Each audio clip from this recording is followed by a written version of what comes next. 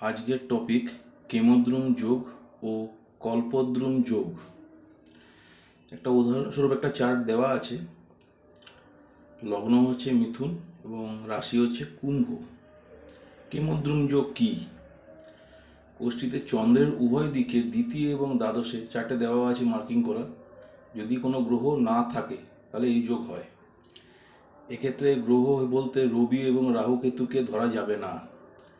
এই যোগের ফলে নানাবিধ ফল দেয়, যেমন দুঃখিত হওয়া, দারিদ্রতা, পরনির্ভরশীল, অসফলতা, মনোকষ্ট, শিক্ষায় বাধা, বিবাহে বাধা ইত্যাদি। কুষ্ঠিতে যদি গ্রহণ দোষ থাকে, বিশেষ করে চন্দ্র রাহু গ্রহণ দোষ বা শনির সাড়ে চললে এর কুফলটা বাড়ে। এবার কল্পদ্রুম যোগে আসি।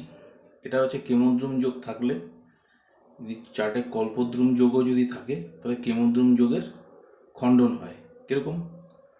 কোষ্ঠীতে যদি লগ্নের কেন্দ্রে, মানে লগ্ন চতুর্থে, সপ্তমে এবং দশমে যদি কোনো গ্রহ থাকে তাহলে কল্পদ্রুম যোগ হয়, যা ভঙ্গ করে কেমদ্রুম যোগকে, এবং শুভ যোগ হয়ে যায় কোষ্ঠীতে।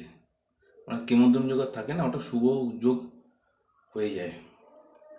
গ্রহ বলতে এখানে শুধু বৃহস্পতি, বুধ, শুক্র, শনি, মঙ্গলকে ধরতে হবে সবেতেই, যেহেতু রবি রাহু কেতুকে আর ধরা যাবে না।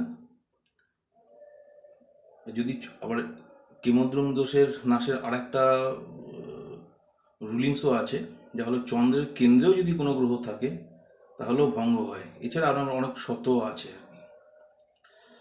প্রথমে কেমদ্রুম যোগ হবে, তারপরে কল্পদ্রুম যোগ। মানে প্রথমে কেমদ্রুম যোগ চার্টে থাকবে, তার ফল যদি কিছু জেনারেট করেও কল্পদ্রুম যোগ আসলে, যখন চার্টে যদি থাকে, সেক্ষেত্রে শুভ ফলটা সে পেয়ে যাবে।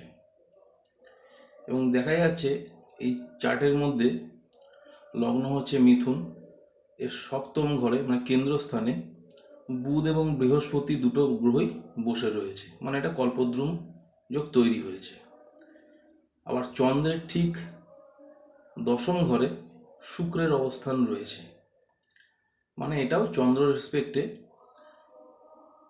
কেমদ্রুম দোষ ভঙ্গ হয়েছে। কেমদ্রুম দোষ কেন বলা হচ্ছিল? চন্দ্রের দুটো পাশেই কোনো গ্রহ নেই বলে।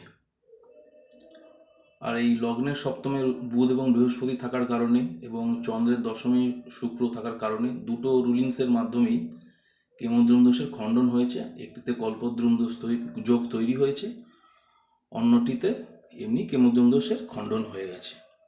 আশা করি আপনারা সবাই বুঝতে পারবেন।